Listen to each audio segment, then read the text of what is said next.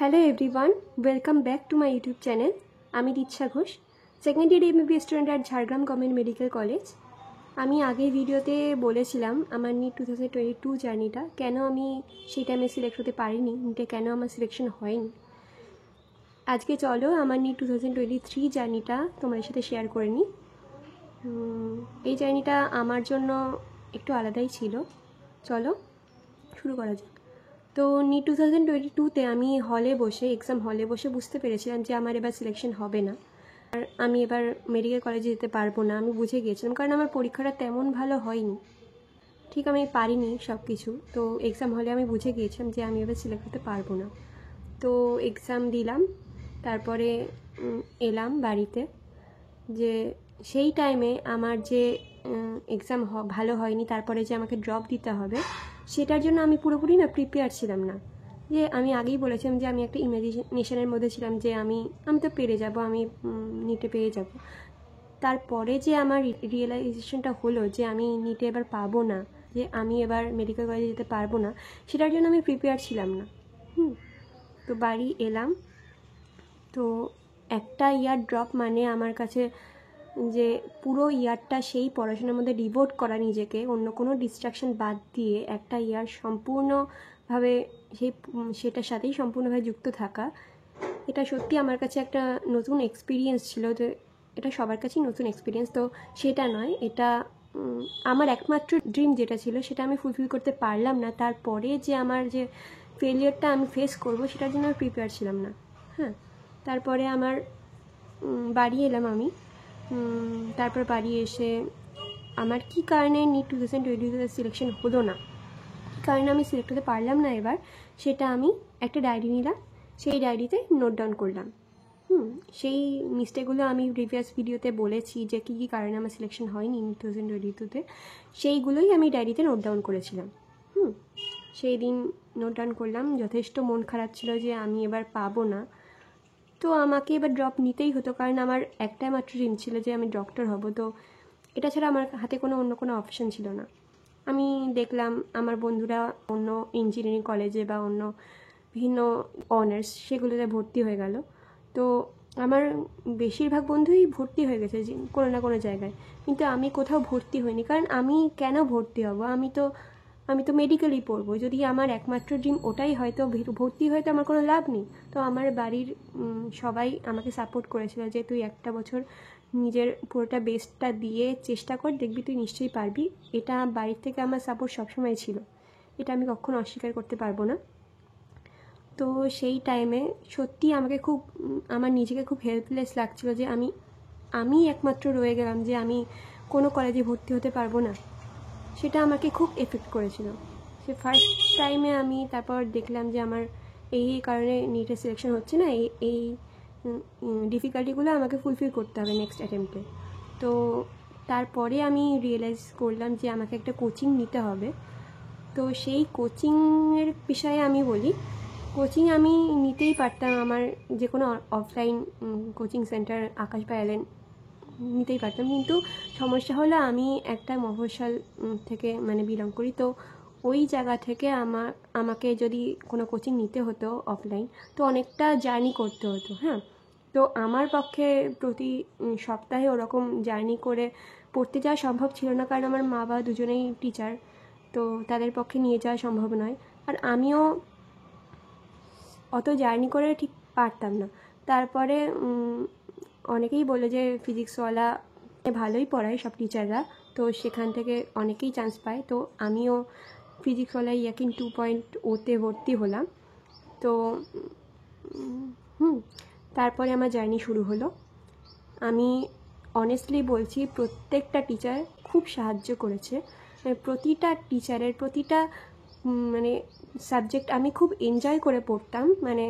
Physics MR স্যারের কাছে আমি পড়তাম, বায়োলজি তরুণ স্যার এমডি স্যারের কাছে আমি পড়তাম, আর chemistry organic chemistry Pankaj sir, inorganic chemistry Mohit Adit sir, আর ফিজিক্যাল কেমিস্ট্রি সুধাংশু স্যারকে আমি ফলো করতাম। তো আমি পুরো ইয়ারটা ওই কজন স্যারকেই পুরোপুরি ব্লাইন্ডলি ফলো করেছি।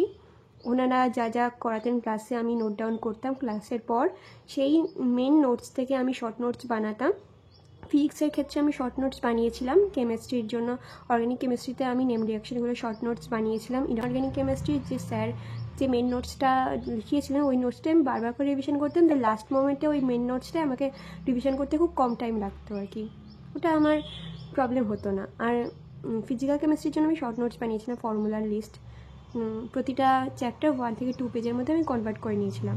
আর বায়োলজির ক্ষেত্রে আমি মেনলি ওই স্যারদের নোটস পড়তাম আর এনসিইআরটি রিভিশন করতাম। আর স্যাররা যে ডিবিপি দিত, প্রতিটা ডিবিপি যা যা টেস্ট পেপার দিত সেগুলো আমি সলভ করতাম। এছাড়া বেশি কিছু আমি আর করিনি, স্যারদের আমি পুরোপুরি ব্লাইন্ডলি ফলো করেছি। তো সেক্ষেত্রে আমার অনেকটাই সুবিধা হয়েছে, মানে ওনাদের গাইডেন্সে আমি মানে খুবই ভালোভাবে প্রিপারেশনটা চালাতে পেরেছি। আর আমার পড়াশোনা নিয়ে তেমন কোনো সমস্যা ছিল না। মেন সমস্যাটা ফেস করেছিলাম আমি, যে আমি ড্রপ নেওয়ার জন্য পুরোপুরি প্রিপেয়ার ছিলাম না। আমি তো নর্মালি ক্লাসে ভালোই রেজাল্ট করতাম, তো আমার পড়াশোনা নিয়ে সমস্যা হতো না। যে আমাকে যে এরকম একটা পুরোটা ইয়ার কোনো কিছু কলেজে ভর্তি না হয়ে একটা ইয়ার সম্পূর্ণ বাড়িতে বসে আমাকে পড়তে হবে, সেটাই আমি না অ্যাকসেপ্ট করতে পারছিলাম না। আমার মানে প্যানিক অ্যাটাক হতো, ফার্স্টের দিকে প্যানিক অ্যাটাক আমি হতো, আমার হার্টবিট বেড়ে যেত মাঝে মাঝে। মানে আমার সিচুয়েশানটা আমি কাউকে বোঝাতে পারতাম যে আমার কি হচ্ছে। আমার কিন্তু পড়াশোনায় মানে পড়াশোনার কোনো সমস্যা হতো না। আমার মক টেস্টে 670 680 এরকম ফার্স্টের দিকে নাম্বার আসতো, কিন্তু সেই টাইমেও আমার মনে হতো যে আমি যদি না পাই কী হবে, আমি যদি এবছর না পাই আমি আর সেকেন্ড টাইম ড্রপ নিতে পারবো না, কারণ আমি আমার বেস্টটা দিয়ে এবছর ট্রাই করছি। তো আমি যদি না পাই আমার আর অন্য কোনো অপশানও নেই, তো আমি কি করব এটা ভাবতে ভাবতে আমার না কষ্ট হয়েছিল এটাকে ডিল করতে, আমি এখন বলছি। তো সেই টাইমে মানে আমার মাঝে মাঝে হার্টবিট বেড়ে যেত, আমি বুঝতে পারতাম না এই একটা ইয়ার আমি কী করে কাটাবো। একটা ইয়ার আমার কাছে পুরো সার্ভাইভাল জার্নি ছিল। যে তোমরা যদি তোমার লক্ষ্যে স্থির থাকো এবং ডেডিকেটেড থাকো, যদি অনেস্ট থাকো, যদি কোনো জিনিস তোমরা মন থেকে চাও না, নিষ্ঠার সঙ্গে চাও, তুমি সেটা পাবে। ভগবান তোমাকে ঠিক দেবে, সেটা ভগবানের উপর বিশ্বাস করতে হবে। আমি এমনও হয়েছে, আমি অনেকদিন কেঁদেওছি যে আমি আর পারছি না, আমি এটাকে আর সহ্য করতে পারছিলাম না, এরকম অবস্থা হয়েছিল আমার। কিন্তু আমার বিশ্বাস ছিল যে আমি এটাকে ওভারকাম করে নেবই। এই স্ট্রং বিলিফটা আমার ছিল যে আমি পারবই, আমি তো এত সহজে হারবো না, আমি তো পারবই। আমার একমাত্র ড্রিম তো আমি ফুলফিল করবই, তো যেভাবে হোক না কেন আমাকে করতে হবে। আমার যে এরকম অবস্থা হয়েছে সেই টাইমে কিন্তু আমি পড়াশোনাটাকে গাফিলতি দিইনি, পড়াশোনার কোনো গাফিলতি দিইনি। আমি স্যারদের ক্লাস করেছি, স্যারদের নোটস পড়েছি, রিভিশন করেছি, টেস্ট দিয়েছি। পড়াশোনার ক্ষেত্রে আমি কোনো রকম ব্যাকলগ হতে দিইনি। আমার টোটাল ইয়ারে কোনো ব্যাকলগ ছিল না। প্রতিটা টেস্ট আমি টাইমলি দিতাম, প্রতিটা টেস্ট অ্যাটেম্প্ট করতাম, সে খারাপ হোক ভালো হোক আমি অ্যাটেম্প্ট করতাম। তারপরে আমি বলি যে আমি আগের ভিডিওতে বলেছিলাম যে আমি স্ট্র্যাটেজি ভিডিও ফার্স্ট অ্যাটেম্প্টের সময় অনেক দেখেছি, টাইম ওয়েস্ট করেছি। সেটা আমি সেকেন্ড অ্যাটেম্পটে বুঝতে পেরেছিলাম যে স্ট্র্যাটেজি ভিডিও দেখে আলটিমেটলি কোনো লাভ নেই। হ্যাঁ, আমি প্রতিটা টিচারকে ফলো করেছি, টিচাররা যা যা বলেছে প্রতিদিন সেই মতো আমি আমার টার্গেট কমপ্লিট করেছি, টার্গেট আমি মিস হতে দিইনি। জাস্ট ফলো করেছি ব্লাইন্ডলি। আর আমি এই যে আমার এই সমস্যাটা হতো, এই সমস্যাটাকে ডিল করতে আমাকে কিছু না কিছু একটা করতেই হবে, এটা আমার মনে হয়েছিল যে আমি তো এটাকে ওভারকাম করতেই হবে। তারপরে আমি না ইউটিউবে মানে মোটিভেশনাল ভিডিও দেখতে শুরু করলাম। মানে হঠাৎ করে একটা মোটিভেশনাল ভিডিও আমার মানে ফিডে এলো। সেটা না আমি যা যা ভাবছিলাম, যা যা আমার ইনসিকিউরিটিস ছিল, যে আমার একটা ফিয়ার ছিল, ফিয়ার অফ ফেলিওর, সেটাকে আমি ওই ভিডিওটার মাধ্যমে না আমি ওভারকাম করতে পারলাম। এটা আমি ফ্র্যাঙ্কলি বলছি। ওই ভিডিওটা না আমার মনে যে কি অবস্থা হচ্ছে সেটা আমি ওই ভিডিওটা দেখে আমি বুঝতে পেরেছিলাম যে এতটা রিলেটেবল হতে পারে কোনো কিছু। সেটা দেখার পর না আমার মনে একটু একটু করে মানে আমার সাহস আসতে লাগলো যে হ্যাঁ আমি পারবো। আর আমার মা বাবা তো সবসময় আমাকে সাপোর্ট করতো, সবসময় আমাকে বোঝাতো যে তুই কেন এরকম করছিস, তুই ঠিক পারবি। আমার মানে আমার নিজেরই এরকম একটা ফিয়ার হতো যে আমি যদি না পাই তো কী হবে, আমি তো এরপরে তো আমি আর কিছু করতে পারবো না। আমি সেকেন্ড টাইম ড্রপ নেওয়ার মতো আমার মেন্টাল অবস্থাও ছিল না। এরকম মানে এরকম অবস্থাতে তো আমি আগে কখনো ফিল করিনি। আমার একটা পুরোপুরি একটা নতুন অভিজ্ঞতা আমি ফেস করেছিলাম সেই টাইমে। এরপরে আস্তে আস্তে আমি এটাকে ডিল করলাম। আমি অনেকেই হয়তো এটাকে বলবে খুবই সামান্য একটা বিষয়, কিন্তু আমার কাছে ওই ভিডিওটা, একটা ভিডিওই আমার কাছে মানে লাইফ চেঞ্জিং ভিডিও ছিল তুমি বলতে পারো। পর থেকে আমি ইউটিউবে মাঝে মধ্যে মানে আমি যখন আমার টার্গেট কমপ্লিট হয়ে যেত প্রতিদিনের, ক্লাস করতাম, ডিবিপি সলভ করতাম, তারপরে রিভিশন করতাম, তারপরে আমি একটা করে মোটিভেশনাল ভিডিও দেখতাম জাস্ট দেখতাম। তারপরে আবার আমার নেক্সট ডে স্টার্ট হয়ে যেত। প্রতিটা ক্লাস আমি অনেকেই হয়তো রেকর্ডেড ক্লাস দেখো, আমি লাইভ ক্লাস দেখতাম। কারণ আমার ওই টাইমে স্যারদের কথা, স্যারদের মানে পড়ানো স্টাইল খুব মোটিভেট করতো। স্যারদের প্রতিটা স্যারের ক্লাসে আমি এনজয় করতাম জাস্ট। মানে এত ভালো পড়াতো স্যাররা না, আমি খুব মানে এনজয় করে পড়তাম। আমার প্রতিটা ক্লাস করতে খুব ভালো লাগতো, ক্লাস করতাম। এরকমভাবে আমার 3-4 মাস যথেষ্ট ভালোই প্রিপারেশান চলতে থাকলো। তারপরে আমার যখন ফেব্রুয়ারি লাস্ট এরকম টাইম এলো, সেই টাইমে আমার আর ভিডিও দেখে আমার আর কোনো মানে বেনিফিট হতো না। হ্যাঁ, আমার প্রিপারেশান কিন্তু তখন সব সিলেবাস শেষ হয়ে গিয়েছিলো ফেব্রুয়ারি লাস্টের দিকে। হ্যাঁ, সিলেবাস প্রায় শেষের দিকে হয়ে গেছিলো। আমি তখন ফুল সিলেবাস টেস্ট অ্যাটেম্প করতে শুরু করেছি। আমার তখন আরেকটা আবার সেই রকম মানে একটা প্যানিক অ্যাটাক হতে শুরু করলো যে আমার তো এই কদিন বাকি আছে। তার আমি কী করতাম, রিভিশনটা পড়ার সাথে সাথেই প্রিভিয়াস যে আমার পড়া হয়েছে সেগুলো রিভিশন করতে থাকতাম, যাতে আমার পরে কোনো চাপ না হয় যে আমাকে আবার রিভিশনও করতে হবে, নতুন পড়া স্টার্ট করতে হবে, এরকম যাতে না হয়। তাই জন্য আমি নতুনের সাথে সাথে পুরোটা রিভিশন করতে থাকতাম।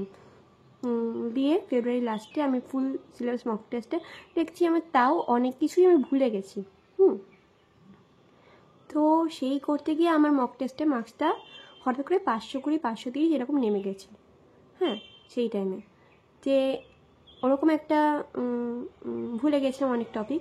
তারপরে আমার অনেক মানে এক্সাম প্রেশারের জন্য, যে এক্সাম আসছে এই প্রেশারটা আমার ফিল হচ্ছিল, সেই জন্য আমার অনেক জানা কোশ্চেন, যেমন আমি কোশ্চেন দেখতে গিয়ে ভুল কোশ্চেন দেখছিলাম, নট দেখতে পারছিলাম না, বা অ্যাসারশন ইসেন ভুল করছিলাম, বা আমার কারেক্ট আমি দেখতে পাচ্ছি না। এরকম একটা এক্সাম প্রেশারের জন্য এই টাইমের মিস্টেকগুলো হচ্ছিল। আর আমার জানা অনেক কিছুই সেই এক্সামের প্রেশারের জন্য সেই টাইমে আমার মনে পড়ছিল না। এই করে মক টেস্টের নাম্বারটা অনেক কমে যাচ্ছিলো। তারপর আমি মক টেস্ট দেয়া প্রায় 1-2 সপ্তাহ বন্ধ করে দিয়েছিলাম। পুরো ভালোভাবে রিভিশন স্টার্ট করলাম, যে কোন টপিকগুলো আমার বারবার বায়োলজিতে ভুল হচ্ছে। এরকম হচ্ছিল যে আমার একই টপিক বারবার মেমোরাইজিং যে টপিকগুলো আছে ভুল হচ্ছে বায়োলজিতে, তো সেইগুলো আমি আবার রিভিশন করতে থাকলাম। ফিজিক্স নোটস রিভিশন করলাম, কেমিস্ট্রি, অর্গানিক কেমিস্ট্রি, এম রিয়াকশন সব রিভিশন করলাম, ফিজিক্যাল কেমিস্ট্রি, হরমোনগুলো রিভিশন করলাম। তারপরে আমি আবার মক টেস্ট দেওয়া স্টার্ট করলাম। আমি কী করতাম, যে আমার তো ফিজিক্সওয়ালা অনলাইন টেস্ট হতো, তার সাথে সাথে আমি আকাশ আর অ্যালেনের টেলিগ্রামে পিডিএফগুলো আমি হার্ড কপি বের করে নিতাম, তারপরে ওএমআরে সেটা ফিল আপ করতাম। তো আকাশ অ্যালেনের এরকম টেস্ট সিরিজ আমি অ্যাটেম্প করতাম লাস্ট 1.5 মান্থস। তো এই টেস্টগুলো তারপরে আমার আস্তে আস্তে মার্কসটা ইনক্রিজ করতে থাকলো। মার্কসটা আমার সেই 600, 610, 630, 40 এরকম আসতো মক টেস্টে। তাহলে আমার মোটামুটি প্রিপারেশন ভালোই ছিল। সেই টাইমে না আমার যখনই এরকম মনে হতো যে আমার এরকম আবার প্যানিক অ্যাটাক স্টার্ট হচ্ছে, আমার এরকম মনে হচ্ছে যে আমি পারবো কি না, সেই টাইমে আমি একটু অন্য কিছু করতাম পড়াশোনা ছাড়া। আমি একটু ঘুরে এলাম, বা আমার কিছু খেতে ভালো লাগলো, এরকম কিছু খেলাম, এরকম করতাম। এই করতে করতে আমার প্রিপারেশন জার্নিটা পুরোপুরি জাস্ট এন্ড হলো। 7th May 2023 আমার নিট এক্সাম কন্ডাক্ট হলো। এক্সাম হলে বসে নিট দেওয়ার পর আমার এই স্যাটিসফ্যাকশনটা এসেছিলো যে আমি এবার নিটটা ক্র্যাক করছি, আমি এবার মেডিকেল কলেজে যেতে পারবো, আমি একটা গভর্নমেন্ট কলেজ পেয়ে যাব, আমার এটা কনফিডেন্স ছিল। এক একজনের জার্নি এক এক রকম, তোমার কাছে তোমার জার্নি সেরা। তুমি নিজের জার্নির ওপর ভরসা রাখো। তুমি হয়তো তোমার মনে হচ্ছে এই টাইমে যে আমার সব স্কুলের বন্ধুরা এদিকে ঘুরতে যাচ্ছে, ওদিকে যাচ্ছে, শপিং মলে যাচ্ছে, রেস্টুরেন্টে খেতে যাচ্ছে, সেই জায়গায় আমি বাড়িতে বসে পড়ছি, কেউ আমার সাথে নেই, আমি সম্পূর্ণ একা হয়ে গেছি। আমার জার্নিতে আমি একমাত্র আমার সঙ্গে আছি, আর কেউ নেই। এটা ভেবো না তুমি কখনোই তোমার মা বাবা, তোমার যারা সত্যি তোমার ভালো চায়, তারা সবসময় তোমাকে আশীর্বাদ করছে, সবসময় তোমার পাশে আছে, তাদের কথা মাথায় রেখো। আর নিজের চেষ্টা, নিজের পরিশ্রম, নিজের ডেডিকেশনের উপর ভরসা রাখো। অন্যের সাথে কখনো নিজেকে কম্পেয়ার করো না।